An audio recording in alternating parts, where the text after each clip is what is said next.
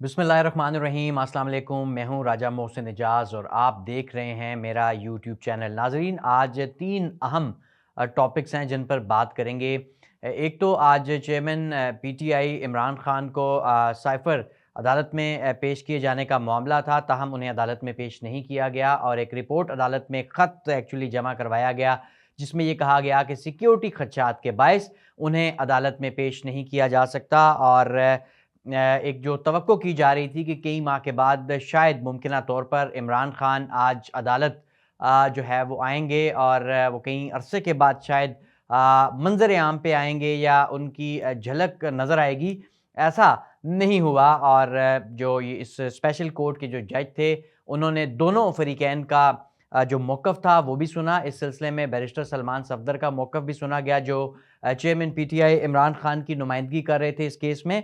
और ये मौक़िफ़ सुनने के बाद अब ये फ़ैसला महफूज़ कर लिया गया है और मुमकिना तौर पर ऐसा ही लग रहा है कि ये अदालत में शायद पेश ना किया जाए इमरान खान को। और इसके साथ-साथ ये भी कहा गया आज जब इस केस की समाअत चली तो उसमें कि शाह महमूद कुरैशी की जान को क्या ख़तरात हैं, उनको भी पेश नहीं किया जा सका और ख़त में सिर्फ़ चेयरमैन पीटीआई का ज़िक्र था, शाह महमूद कुरैशी का ज़िक्र नहीं था। और अगर केस जेल में नहीं चल सकता और अदालत में नहीं चल सकता तो कहाँ चलेगा, ये कहना था बैरिस्टर सलमान सफ़दर का। और उनकी जानिब से ये भी कहा गया कि अदालत के सामने ये तो एक मामला है ही, दूसरा साथ-साथ चेयरमैन पीटीआई की ज़मानत की 3 दरख्वास्तें हैं और अब बज़ाहिर यही लग रहा है कि ये मामला भी यहीं पर एक दफ़ा फिर रुकता हुआ दिखाई दे रहा है। नाज़रीन, इसके अलावा जो सबसे इम्पोर्टेंट चीज़ है उस पर बात करूँगा और उसके बाद हम आज बात करेंगे एक और सुप्रीम कोर्ट से मुतल्लिक़ा हम मामले की, जिसमें जस्टिस मुज़ाहिर अली अकबर नकवी जो सुप्रीम कोर्ट ऑफ पाकिस्तान के जज हैं, जिनके खिलाफ सुप्रीम जुडिशल काउंसिल ने एक शो कॉज़ नोटिस जारी किया है। इस शो कॉज़ नोटिस के हवाले से बात करेंगे और ये आपको बताएंगे कि अब आगे जस्टिस मुज़ाहिर अली अकबर नकवी इस पूरे मामले को कैसे जो है वो कानूनी महाज पर लड़ने के लिए इसके साथ जा रहे हैं, क्योंकि बज़ाहिर जैसे पहला शो कॉज़ नोटिस जारी किया गया, दूसरे में भी अभी जो शो कॉज़ हुआ उसमें ये नहीं बताया गया कि पहले का क्या बना आया, वो विथड्रॉ हो गया या क्या, इस पर बात करेंगे। लेकिन उससे पहले एक अहम मामला ये है कि इलेक्शन कमीशन ऑफ पाकिस्तान ने कहा कि जी एक सियासी जमात यानी कि पाकिस्तान तहरीक इंसाफ को निशाना बनाने में हमारा किरदार नहीं है और ये जो केसेस हैं, साइफर केस या दीगर 190 मिलियन पाउंड या तोशा खाना, इस हवाले से इलेक्शन कमीशन ऑफ पाकिस्तान का कहना है कि ये उन मुकदमात की वजह से chairman PTI Imran Khan jail में है। देखें, इलेक्शन कमीशन ऑफ पाकिस्तान शायद बाकी केसेस से तो उनका ताल्लुक नहीं है, लेकिन ये जो तोशा खाना मामला है ये शायद इलेक्शन कमीशन ऑफ पाकिस्तान ने ही फौजदारी कार्रवाई के लिए ट्रायल कोर्ट को भिजवाया था और इलेक्शन कमीशन ने उसके बाद या उससे पहले, मैं सिर्फ ये जानना चाहता हूँ, हो सकता है मेरे इल्म में ना हो, कितने पॉलिटिशियंस का, क्योंकि देखें ये 350 का कौमी असम्बली का ऐवान है, तकरीबन इतना ही पंजाब असम्बली का है, फिर सेनेटर्स हैं 100, उसके अलावा Sindh assembly, KP assembly, Balochistan assembly. Election commission ने इससे पहले तोशा खाना मामले पर कितने लोगों को डिस्क्वालीफाई किया और कितने लोगों का मामला फौजदारी कार्रवाई के लिए ट्रायल कोर्ट्स के लिए भेजा, ये सवाल अब मैं आप लोगों पर रखता हूं और आप बताएं, इलेक्शन कमीशन का वाकई कोई किरदार नहीं है तो फिर कितने मजीद लोगों का तोशा खाना से मुताल्लिक मामले का ट्रायल किया गया है, उन्हें सजा सुनाई गई है और फिर फौजदारी कार्रवाई के लिए भी मामला नीचे अदालतों को भेजा गया है। तो ये मामला मैं आप पर रखता हूँ, इलेक्शन कमीशन का मौक़िफ़ भी आपके सामने है कि हमारा कोई किरदार नहीं है। खैर, अब चलते हैं जी जस्टिस मुज़ाहिर अली अकबर नकवी साहब के हवाले से। एक अहम मामला है, उन्हें एक रिवाइज किस्म का शो कॉज नोटिस जारी किया गया, ताहम ये नहीं बताया गया कि जो पहला नोटिस था उसे विड्रॉ किया गया है या क्या किया गया है। और ये इसके साथ साथ ये जो लेटर का जो शो कॉज उन्हें जारी किया गया है, अब इसको अगर आप देखें, जो पहली कार्रवाई हुई थी, जो ओपिनियन था वो भी एक लफ्ज़ का था, एक लाइन का भी नहीं, एक लफ्ज़ का था खाली कि जी उसे प्रॉप किया जाए। बहरहाल मेरी इस मामले पर कई वकला से भी बात हुई तो मोस्टली लोगों का यही कहना है कि जी बहुत सारे मजिस्ट्रेट और सिविल जजेस जो हैं वो इससे ज़्यादा बेहतर अंदाज में चीज़ों को लिख सकते हैं। इसके साथ साथ ये जो कंप्लेन है, इसमें जो टोटल 10 इस शो कॉज नोटिस में शिकायत का जिक्र है और मैं आपको बताऊं कि 3 शिकायत जो हैं वो मौजूद जज साहब के बच्चों के हवाले से हैं और उन बच्चों के हवाले से जो गुज़िश्ता साल टैक्स ईयर के दौरान 40 लाख रुपए का टैक्स अदा कर चुके हैं और इस साल कोई 55 से 60 लाख रुपए का उनका टैक्स है। तो ये जो अब मामला है ये बड़ा अजीब सा है। शो कॉज नोटिस में ये उनके बच्चों से मुतल्लिका 3 शिकायत डाल दी गई हैं और आपको याद होगा कि जब ये मामला जस्टिस काजी फ़ाइज़ ईसा के हवाले से एक रेफरेंस और शिकायत और फिर रिव्यू चल रहा था, तो ये बताया गया था कि जी बीवी और बच्चों के हवाले से तफसीलात इस तरह सुप्रीम जुडिशल काउंसिल में नहीं आ सकती। इसके साथ-साथ एफबीआर इस तरह का रिकॉर्ड मतलब एफबीआर से कैसे मंगवाया गया, किसने मंगवाया और ये रिकॉर्ड नहीं पूछा गया कंप्लेनेंट से भी जब वो सुप्रीम जुडिशल काउंसिल में ये फ़रीक़ैन मौजूद थे कि जी ये रिकॉर्ड आपके पास कहाँ से आया।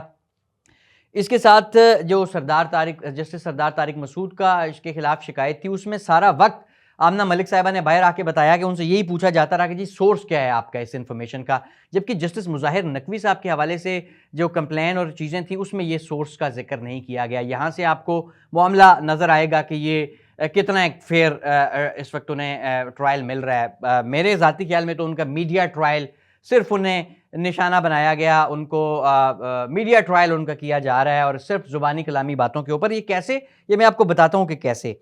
इसके साथ साथ जब ये चल रही थी तो एक ऐसा प्लाजा है, लाइट प्लाजा, जब जस्टिस मुज़ाहिर नकवी साहब जज थे तो जहाँ पे प्रैक्टिस किया करते थे, वो इस प्लाजे का गुजरांवाला में नाम है लाइट प्लाजा। तो वो कंप्लेनेंट भूल गया, ज़ाहिर है अब इतनी सारी शिकायत हैं, तो उसको एक मोअज़्ज़ज़ जज साहब ने, जो कौंसिल के मेंबर हैं जस्टिस सरदार तारिक साहब, उन्होंने याद दिलाया कि आप वो लाइट प्लाजे वाला नुक्ता भूल गए हैं। तो ये था कि अब जो शो कॉज किया गया उसमें भी ये कहा गया उन्हें कि आप साबित करेंगे ये प्लाजा आपका नहीं है। अब आप ये देखें कि आमतौर पे जो शिकायत जिसने की हुई है कंप्लेनेंट, वो साबित करे ना कि ये प्लाजा मोअज़्ज़ज़ जज साहब का है। जज साहब को कहा गया कि जी आप साबित करेंगे ये प्लाजा आपका नहीं है। तो बड़ी हैरान कुन बात है ये भी। और इसके साथ साथ जो चीफ इलेक्शन कमिश्नर को बुलाया गया सीसीपी और डोगर ट्रांसफर केस में, उसमें भी कहा गया कि जी आपने चीफ इलेक्शन कमिश्नर को बुलाया। तो देखें, निगरान हुकूमतें आने के बाद ट्रांसफर पोस्टिंग इलेक्शन कमीशन का मामला था और चीफ इलेक्शन कमिश्नर ही उस इदारे के सरबराह हैं, तो उन्हीं को बुलाना था। किसको बुलाना था? और ये अब क्या कह सकते हैं इस हवाले से भी अगेन यही लगता है कि बस वो क्योंकि एक वो मोअज़्ज़ज़ जज साहब को का मीडिया ट्रायल ये ज़्यादा लग रहा है।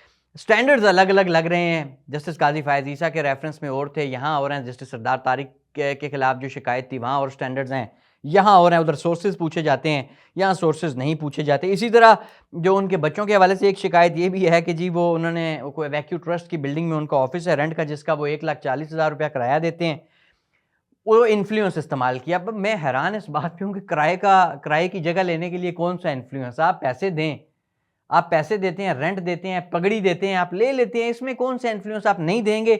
या तो आप बता दें जो कंप्लेनेंट्स हैं कि उनसे ज़्यादा कोई वहाँ पे रेंट दे रहा हो या वो कर रहा हो, तो फिर भी चले हम कहें कि जी हाँ बाकी रेंट जो है वो 50 रुपया दे रहे हैं तो इन्होंने 10 रुपये में या 20 रुपये में ले लिया है। ऐसा भी नहीं है। हमारी जो रिकॉर्ड है जो हमारे पास, उसके मुताबिक ये रेंट भी सबसे ज़्यादा दे रहे हैं, बिल भी सबसे ज़्यादा दे रहे हैं। तो खैर अगेन लग मीडिया ट्रायल ही रहा है। किरायादारी में कौन सा इन्फ्लुएंस हो गया, किराएदार बनना कौन सा कारनामा हो गया। अच्छा, इससे ज़्यादा देखिए, अब मैं आपको बताऊं कि एक और चीज़ जो है वो इन्हीं शिकायत से मुतल्लिक कि ये जो मोअज़्ज़ज़ जज साहब के हवाले से ऑडियो लीक्स का मामला भी डाला गया। ऑडियो लीक्स में इस शो कॉज में शामिल तो किया गया ये मामला, लेकिन होना तो ये चाहिए था कि इसका भी, जिस तरह सरदार तारिक मसूद साहब के हवाले से सोर्सेज पूछे जा रहे हैं, तो इन ऑडियो लीक्स का भी पूछ लिया जाता। अच्छा, इसके साथ साथ एक जो उनके घर की है रजिस्ट्री के, जी इसकी मार्केट वैल्यू इतनी थी और रजिस्ट्री इतने में हुई, रजिस्ट्री डीसी रेट में हुई। ये एक मोअज़्ज़ज़ जज साहब का ही फैसला है, सुप्रीम कोर्ट के ही, कि जी 2016 का, और इसमें ये कहा गया कि जो जितने भी ट्रांसफ़र्स हैं ये डीसी रेट्स के मुताबिक ही होंगे और पाकिस्तान में मार्केट वैल्यू एक्सेस करने का कोई निज़ाम है ही नहीं। और बाकी अगर किसी को किसी भी एतराज़ है तो वो 3 जगह हो सकती हैं, या एफबीआर, या जहाँ पे ये रजिस्ट्रेशन वाली अथॉरिटी जो होती है वहाँ पे कि जी इतने की मार्केट वैल्यू है चीज़ की, आप इतने में ट्रांसफ़र क्यों कर रहे हैं, या कैंट बोर्ड जहाँ का ये मामला है। तीनों को कोई एतराज़ नहीं है और इनको एतराज़ है। और बहरहाल अगेन क्या कहा जा सकता है। मीडिया ट्रायल क्यों हो रहा है इसके मैं आपको बताता हूँ, आखिर में उसी तरफ आ रहा हूँ। और देखें, ये जो सबसे इम्पोर्टेंट बात है कि जो उनके हवाले से, जो उनके बेटों के हवाले से शिकायत शामिल की गई हैं, वो भी आपके सामने मैंने रख दी हैं। कि यहाँ भी कहा गया कि जी वो NHA से, उन्हें कोई NHA के पैनल पे है। मैं आपको बता रहा हूँ, मेरे पास रिकॉर्ड है, कोई केस मोअज़्ज़ज़ जज साहब के बच्चों ने NHA का नहीं किया और कोई इस हवाले से उनको ना केस रेफ़र किया गया। एक बार उनको लेटर ज़रूर लिखा गया कि ये आप हमारे पैनल पे आएँ, लेकिन ना उस लेटर का इन्होंने जवाब दिया, ना वो कभी इन्हें कोई केस मिला। हालाँकि कर भी लेते तो कोई जुर्म नहीं था। ज़ाहिर है बड़े मतलब जब आप वकालत के शोबे से होते हैं तो आप हर तरह के केसेस भी जो है वो अदालतों में आर्ग्यू करते हैं। और बाकी देखें, अब बात ये है, मैं मीडिया ट्रायल वाले नुक्ते पे आने से पहले एक चीज़ और आपको बताऊं कि वो कंस्ट्रक्शन कॉस्ट का पूछा गया जो लाहौर में उनका ज़ेर तामीर घर है। तो 3.5 करोड़ रुपया मोअज़्ज़ज़ जज साहब ने अदालत से कर्ज ले रखा है, जबकि 3.5 लाख रुपए के जो बैंक ड्राफ्ट हैं जो इनके बच्चे जो प्रैक्टिस करते हैं मोअज़्ज़ज़ जज साहब के बेटे उनकी तरफ से गए हैं। अभी ज़ेर तामीर घर है, इतना ही है, इतनी ही कॉस्ट है। तो ये दोनों चीज़ें जो हमारे रिकॉर्ड के मुताबिक है। लेकिन अगेन ये सारी जो हैं वो बातें वो हैं कि कानूनी या आप कह लें या कानून के मुताबिक उम्मीद करते हैं, तवक्को करते हैं कि कानून के मुताबिक ही ये रेफरेंस या शिकायत को देखा जाए। बहरहाल अब खबर ये है कि मोअज़्ज़ज़ जज साहब सुप्रीम कोर्ट में इस शो कॉज नोटिस और कौंसिल की कार्रवाई के हवाले से एक दरख्वास्त भी आज दायर करने जा रहे हैं, आज या कल।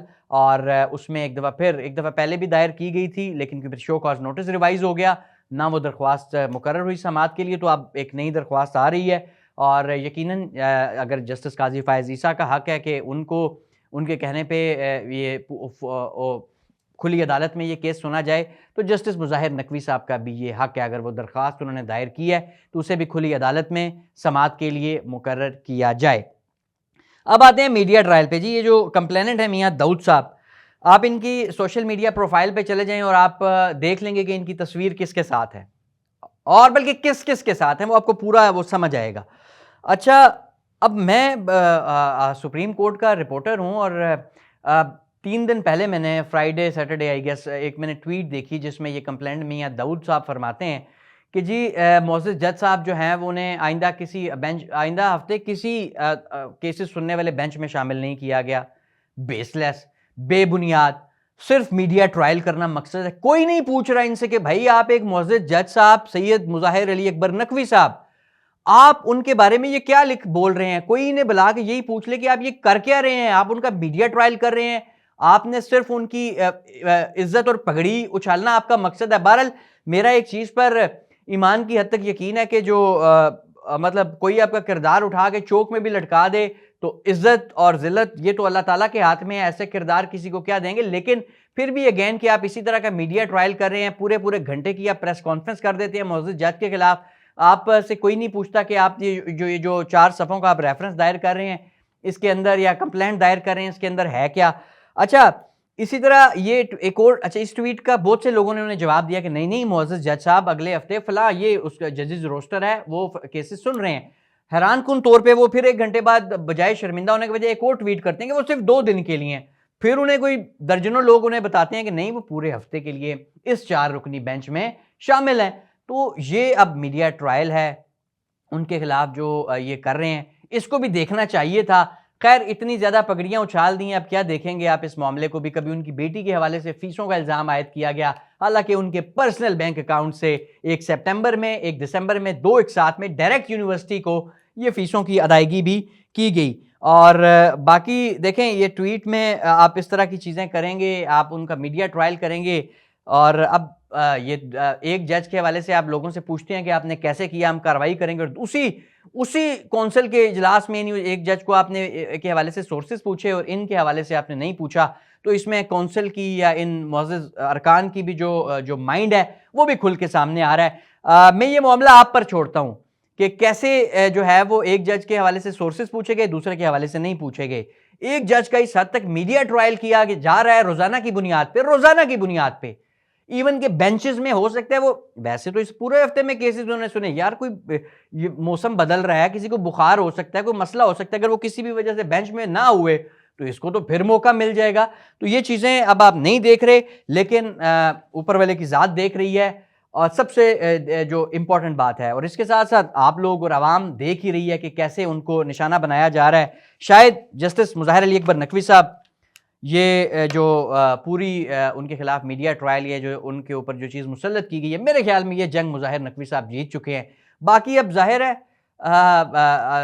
आपके इस तरीके से जब आपको टारगेट किया जा रहा है, और जो लोग जिन्होंने फैसला करना है यानी सुप्रीम जुडिशल काउंसिल, वो एक जज के हवाले से और दूसरे के हवाले से और बात कर रही है, तो फिर ये बेहतर है कि इसका फ़ैसला आप लोग ही करें। मैं यहीं पे इसी नुक्ते पे आपसे इजाज़त चाहूँगा।